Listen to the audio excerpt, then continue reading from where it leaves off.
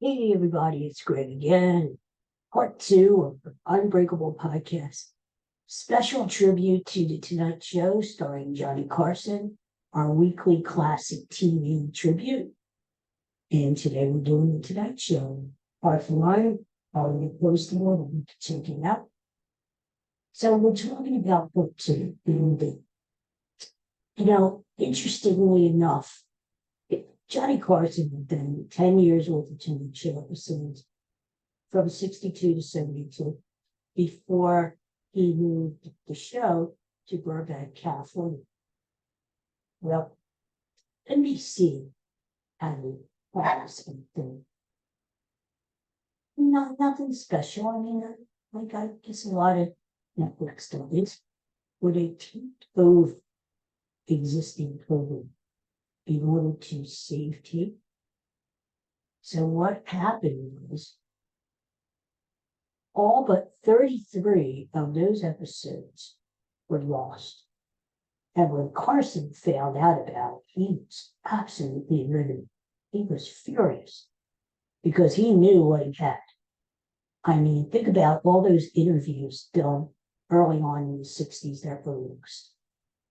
Interviews with Groucho Marx, political figures. It was Anyway, so he had a right to be mad. Only 33 complete episodes exist today. Now, personal guest. Like if a guest was on the show, let's just say, I don't know, let's just pick anybody. Let's just say Rodney Dangerfield.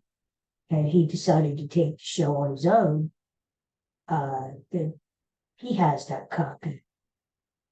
Some of the shows that were lost, Judy Garland was on two shows, Tonight Shows in 1968. Paul McCartney and John Lennon, famously enough, were on the Tonight Show. On May 14th, 1968, the host of that show was Joe Garagiola, the old baseball announcer, He was pinch hitting, so to speak, for Johnny that night. And it just so happened that Lennon and McCartney were on the show. Pretty much all the complete shows are there from 73 to when Carson retired in 92. There are some audio recordings that can be early shows, like Johnny Carson's very first monologue audio is out there. He was introduced the night that he started on the Tonight Show. He was introduced by Groucho Marx. The Library of Congress has many 30-minute audio tapes of some of the early shows. Well, Carson when Carson heard about this, what NBC did, taping over existing shows, he got so, I would say paranoid, but he got so, because he said, these are classics. He did have classics in back then. He bought an underground salt mine bomb shelter in Hutchinson, Kansas. And that's where he stored episodes of The Tonight Show, especially those that he had from 72 to 92 and some of the early stuff that he had too. 1983, on TCM, the Carson comedy classics were starting to be shown. So the Tonight Show started to come around in reruns. Not only the reruns that were shown like every Tuesday night, and in the early days, the Tonight Show was shown on weekends, Saturday and Sunday, before they started Saturday Night Live. These were just regular syndication. Now, once the Tonight Show went into syndication, starting in 1983, you could see a lot of the old episodes on TCM. And now in Tenet TV, They show a lot of the episodes. In case you're looking forward, from Monday to Friday, they're showing the 60-minute episodes. And those are episodes that go from 1980 to 1992. The 90-minute shows are shown on Antenna TV Saturdays and Sundays. Those are mostly shows that went from 72 to 80. Guest hosts. Well, we know, when you think of the Tonight Show, especially after Carson had his contract renegotiated in 79, 80, he didn't want to work as often. And he went down to 3 days a week, 1 hour a day, 15 weeks vacation. Well, somebody has to fill in, right? Here's a list of people who did the Tonight Show, hosted the Tonight Show, at least 50 times. Joey Bishop, Joe Rivers, we'll talk about her in a minute, John Davidson, Bob Newhart, David Brenner, Jerry Lewis, and David Letterman. Now, see, some of the shows that were lost. This is why Carson was pissed off. Some great shows. Back in 1964, Sammy Davis was on the show. He was the first African American to, talk show like that. In 1968, Harry Belafonte, guest host the Tonight Show. This is who he had as guest: Robert Kennedy Jr. and Martin Luther King. People forget that. This was voted once before both were subsidy. Kermit the Frog hosted the show back in 1979. And as I said, Richard Dawson in part one was being groomed because he was guest hosting when Johnny was off a lot. He was being groomed to take over for Carson, just in case Carson walked away over his contract dispute in 1980. In 1983, Carson made the decision along with NBC to have permanent guest hosts. He didn't want this, you got John Davidson 1 week, and you got, McLean Stevenson another week. No. So here's what they did. Back in 83, they decided to have permanent guest hosts. Joan Rivers, Gary Shandling, you ever heard him? And Jay Leno. Jay Leno had actually been on the show 333 times, either as a guest or as a guest host. Now, what happened was, Joan Rivers, this was like a big break.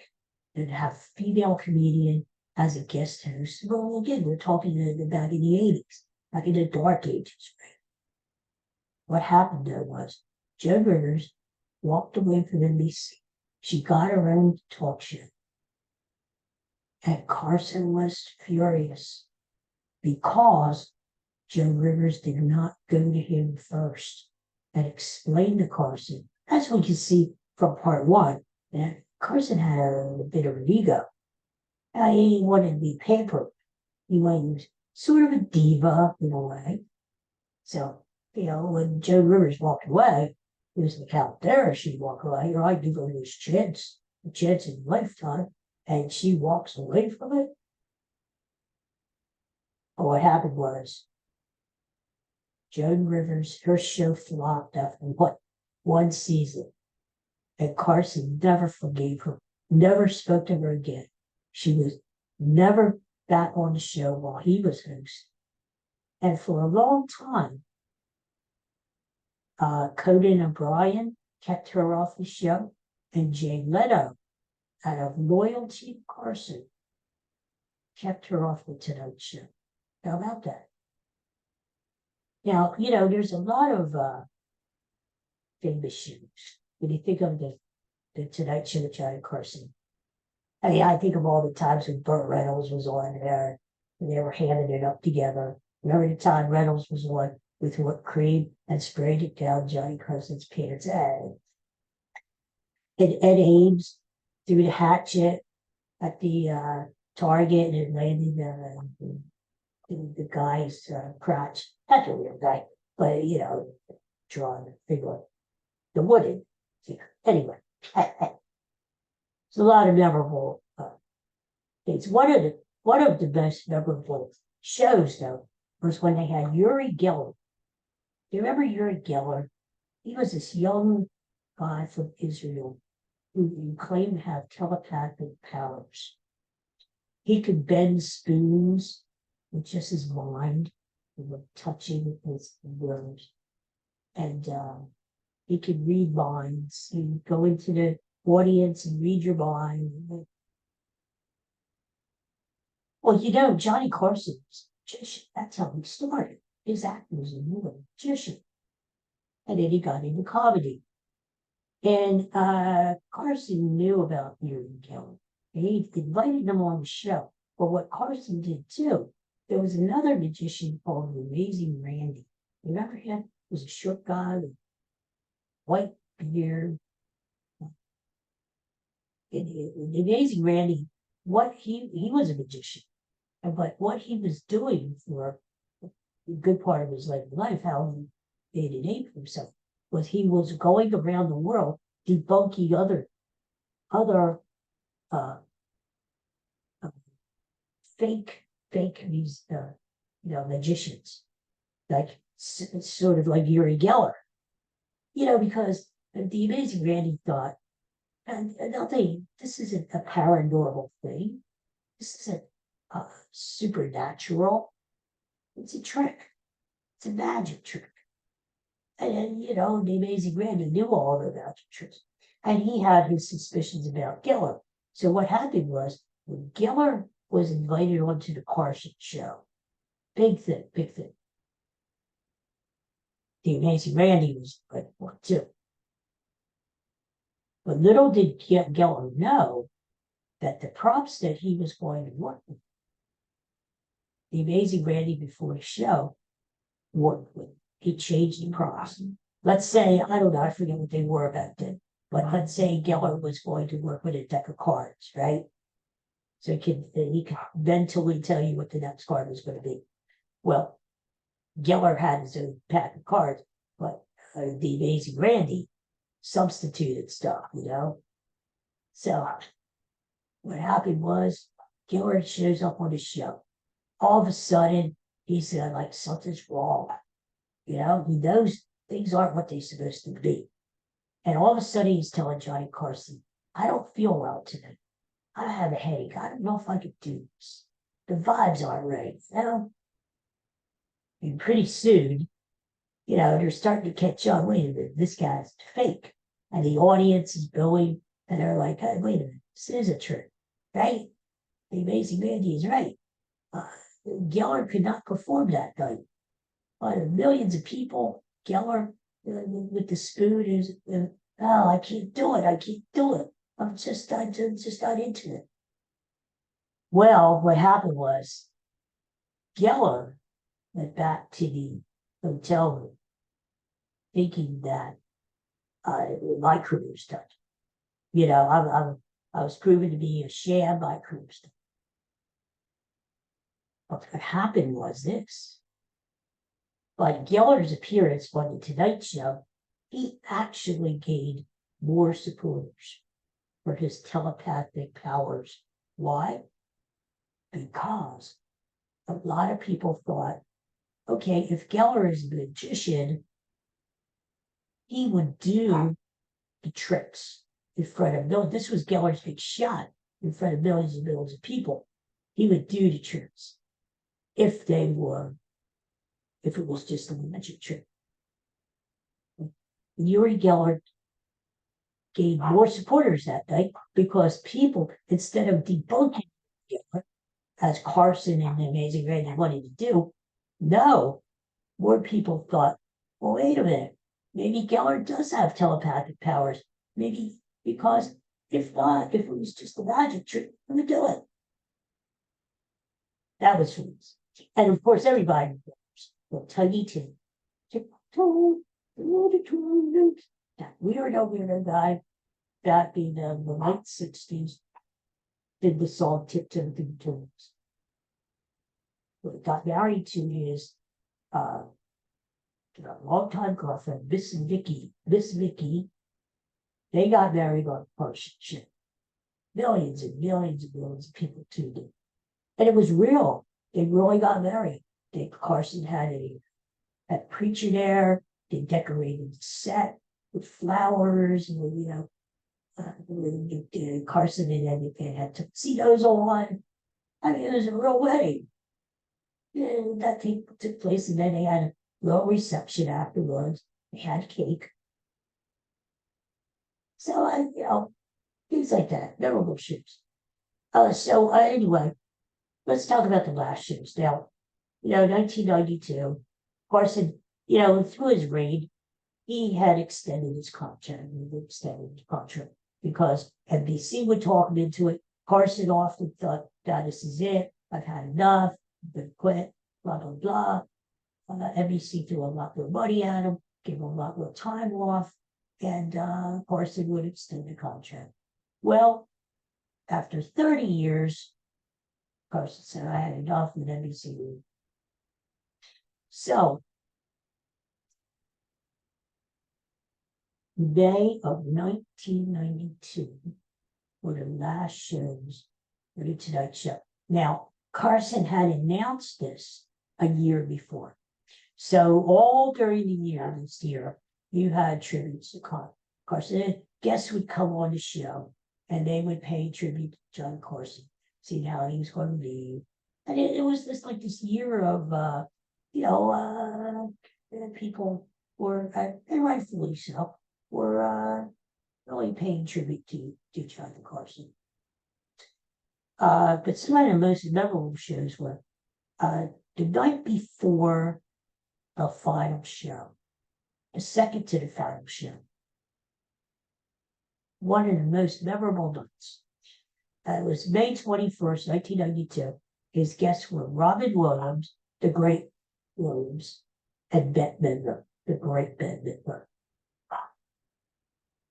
Carson that night received a 2-minute standing ovation. 2 solid minutes when he came out. 2 minutes. I mean, if you want to know how long 2 minutes is, just look at your watch and count it down. I mean, that's a long time, really. It's not just a standing ovation that people sit thinking. 2 minutes. And they asked Johnny Carson, everybody knew what his 2 favorite songs were of all time. Here's That Rainy Day, and One for My Baby. And so what Bette Midler did was, at the desk with Carson, as she was being interviewed, Bette Midler did a duet with Johnny Carson. Johnny wasn't a very good guy. You didn't see Johnny choke up very much on the show. You hardly ever saw Johnny Carson succumb to tears. That night, he got misty-eyed when Bette Midler started singing with him, Here's That Rainy Day, together. And then later in the show, to close the show, she was in the center of the stage, and she sang, One for My Road, One for My Baby, And they had a camera angle they usually didn't have on the Tonight Show that showed Bette Midler in the foreground and Johnny in the back. And you could see Johnny was tearing up as Bette Midler was singing One for the Road. In fact, that episode won Bette Midler an Emmy. And it was so well received by the audience that way. In fact, that was really the last audience of the Tonight Show, because the final show, it was an invitation only. And Carson had a lot of his family, his friends, people who were really close to the show, their family and friends. That was the audience for the final night. So the second to the final night, when Robin Williams and Bette Midler started. That was really the last real audience of the Tonight Show. And what happened was, after the show ended, they clapped so hard and stood so long that Carson, Robin Williams, and Bette Midler came out into the second bow after the taping stopped. Something we didn't say. So the last show was seen by 50 million people. That's a lot of people even back in 1992. And it was made up mostly of film clips, reminiscing about the show. Carson sat in the middle of the stage on a stool, and at the very end, he just gave a little soliloquy, and he said, "Well, it's come to this. This is it. Thank you for inviting me into your homes for 30 years. I'm honored, to have been, you have trusted me to, let me into your homes for 30 years." And, I mean, I remember, I guess a lot of people watched Johnny Carson in research in bed. That was the last thing, and then he turned the lights off, or with me, I remember, school, couldn't stay up, but if you knew what was coming on, like the TV guide would have, or the night before, or the week before, Carson would say, "Well, some of my guests next week are," and you would circle that, and you would make it a point that you would say, "Well, I'm going to say you lunch first." So, I think Johnny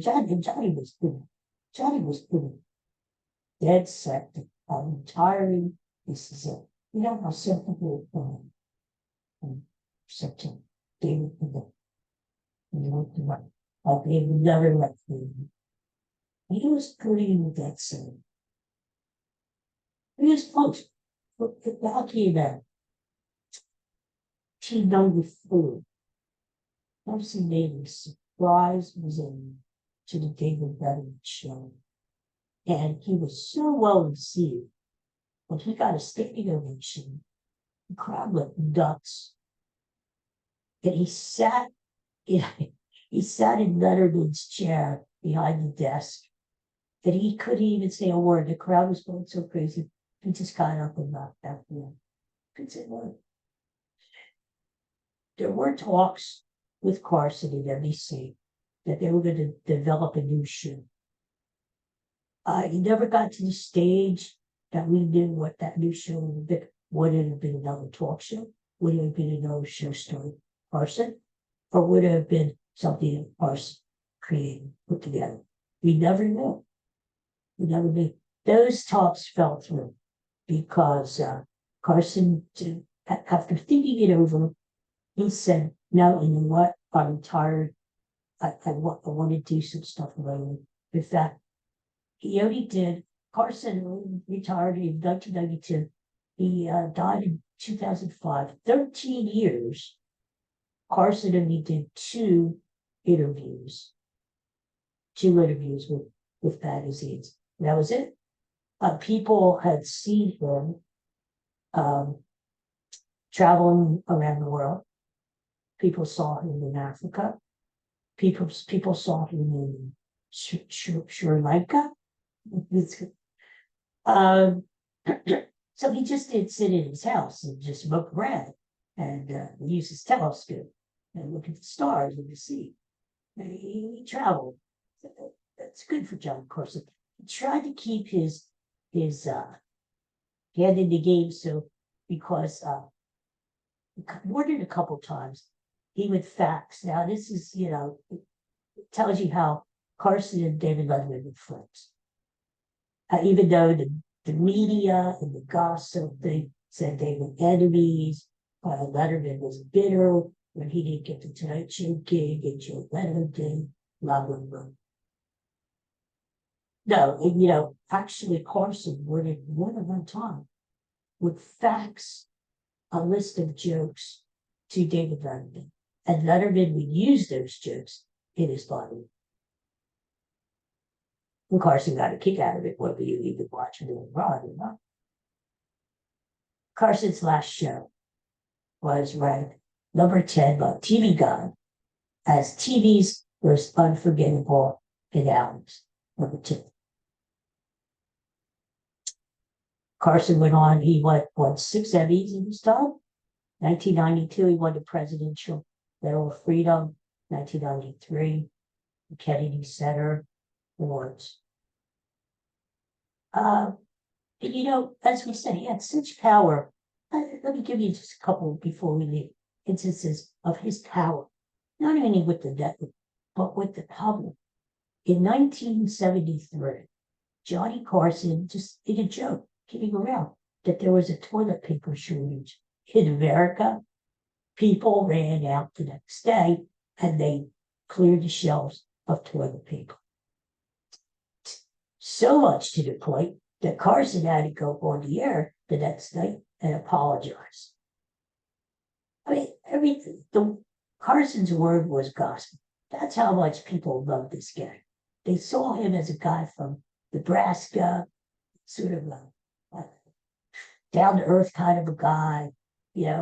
People worshipped him. They wanted to meet him.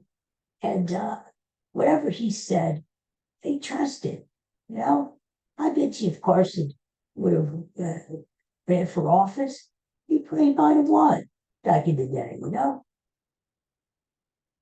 There was some disputes too. Carson used to make fun of Raymond Burr. You remember Ironsides, Perry Mason. He was a little hefty, a little chunky guy. And Carson used to make fun of his weight. And Raymond Burr actually didn't like it. He called Carson out and said, cut out fat jokes. And he did. This was really interesting too. Carson wanted to buy the Aladdin Hotel in 1980 in Las Vegas. He decided not to. He backed out of the deal for some reason. Wayne Newton, of all people, bought the Aladdin Hotel. And for some reason, they got into a dispute, into a feud. And so you would have Johnny Carson making jokes about Wayne Newton. A lot of the jokes were about his masculinity. Same thing, Wayne Newton would go on these, back in the early 80s, they were just starting to with the gossip shows on TV, on cable and stuff. So Wayne Newton would go on and say, I don't know why Johnny Carson is picking on me. He's a mean-spirited guy, blah, blah, blah, blah. It got to the point that Wayne Newton got sick and tired of it. He went to Burbank. He stormed into Johnny Carson's office. Get this, while Carson was in there, and Wayne Newton threatened to beat up Johnny Carson. He said, Carson, cut out the jokes. That's it. Or else. Carson says, okay. All right. Enough about jokes, right? But all he did was, he just laughed at Wayne Newton. Little did Wayne Newton know that Carson was a boxer in the Navy and had a 10-0 record in the ring. He could have probably flattened Wayne Newton right there. He chose not to. A couple other things. Carson sued. There was a portable toilet company that wanted to use the catchphrase, here's Johnny. Get it, Johnny? Carson sued, ever won. And then do you remember the game Twister back in 1966? Carson, when the game first came out, had the game on his show and played Twister with Ava Gabor, who later on turned out to be Merv Griffin's lady friend. Zsa Tunes, what are their groups? Anyway, I gotta say, Ed McMahon, as we said, what a guy, a rock like my Bud here. This show wouldn't be able to go on without Bud. although it is because he's not here today. um, Ed McMahon was the, and it's sad to hear that Ed McMahon, doing this research, fell on some really hard times later in his life. I don't know if you know this or not. He was in some financial difficulties. He was in danger of losing his house. He had some medical problems, neck problems, surgeries on his neck, which did not alleviate pain. He was divorced, and he had time in his life, and he was going through all this turmoil. And Ed McMahon died in 2009 from bone cancer. Oof. It's horrible, isn't it? And to think that, the jovial guy we saw every night on our screen for 30 years. We got the new Ed too, right? That was sort of like our big brother, the guy you want to go out and have a beer. And then the man was known for his drinking. But that's the kind of guy Ed McMahon is. I mean, he's a friend, just like Johnny, right? Friend. A loyal friend. During the times when Carson was reportedly in the diva stage, it was always Ed McMahon who wanted to make him. It was always Ed McMahon who would go over to Carson's place, knock on the door, bring him out a gift or whatever. Right? Let's make up. And they were friends. They would go out to dinner, things like that, which was big because, as we said, Johnny Carson didn't have many friends. He chose to isolate himself. He was an introvert, he was shy. But as it was Orson Welles or someone that said, they never saw a man so socially out of his place as Johnny Carson. Johnny Carson would go to a party and he felt more comfortable sitting in a corner, petting the family than he did socializing with people.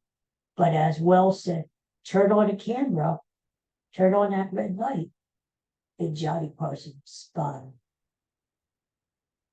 Some people are like that, right? So I give credit to Ed McMahon. He it wasn't easy. He made a lot of money in his death, but he had to be very loyal. And as we say, even at the end of his life, after retired, he did Star Search. He did shows after the Tonight Show, popular shows too. But unfortunately, he did not have the best of endings. Carson himself died in 2005 from emphysema, and that was from his long history of smoking.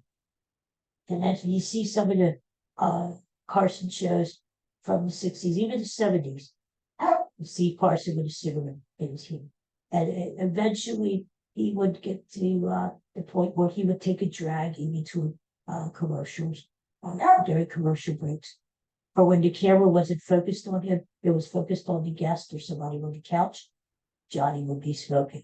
So he tried to hide it from the public, even though people thought of cigarette smoking back then way differently. But it was cigarettes that eventually killed Carson. In fact, his last words were, "Damn cigarettes." There you go. Final word. Tonight Show with John Carson. I don't watch. I used to watch the Meadow version. It just wasn't the same, I mean, you're getting used to somebody for 30 years. No matter how much Carson took off, no matter how much we didn't see Carson half of the time, you always knew Carson was there. He was like an old familiar, comfortable black kid. You always knew he was there, no matter what. You had a hard day at work, you had a hard day at school, you had a hard day at home. You knew that at the end of the day, you could relax, put your feet up in the den, lay in bed, and watch Johnny Carson. Right? It was the end of your day. You knew everything was going to be okay because Johnny was on me. Something to look forward to. We all need things to look forward to. So I could never really get used to Jay Leno hosting the show. And now I don't even see anything when that's just mine. That's just me. None of them, as far as I'm concerned, can touch Johnny Carson as a host. Sure, he had his faults. We all do. But as far as an interviewer, a TV host, and don't forget, Johnny Carson hosted the Oscars quite a few times too. But did a hell of a job. Nobody could touch Johnny. Luckily, we still have a lot of the episodes that we can watch. Newer generations can watch Johnny and go back, and it's kind of fun to see all the old stars when they were still around, maybe when they were younger, right? You see a Jack Nicholson on there, or Dustin Hoffman, or somebody like that, and or musical stars from the 80s, you know. Johnny wasn't very, how should I say, thrilled with musical bands and stuff, you know. Not like comedians or magicians. That was Carson's thing, comedians and magicians. And Carson was actually in a few movies, minor movies. They wanted Carson to get into movies a lot more, but he declined. He knew his place. He knew what he did well. And he passed up a lot of good roles that other actors took the roles that become famous. But Johnny Carson knew. He knew what he did best. And he did it well. Another Tonight Show with Johnny Carson. So thanks for listening to part 1, listening to part 2. I hope you enjoyed both of the shows. Next week, we'll talk about another classic TV show, and we'll have a lot of fun, huh? Tomorrow, February 29th, we're going to talk about leap year, leap year day, whatever. And we're going to talk about February 29th and the history, you know, kind of stuff. And I want to talk about baseball too, as spring training starts to get into gear. So thanks for watching. Thanks for subscribing. I hope everybody has a great day. And we'll see you next time. Take care for now.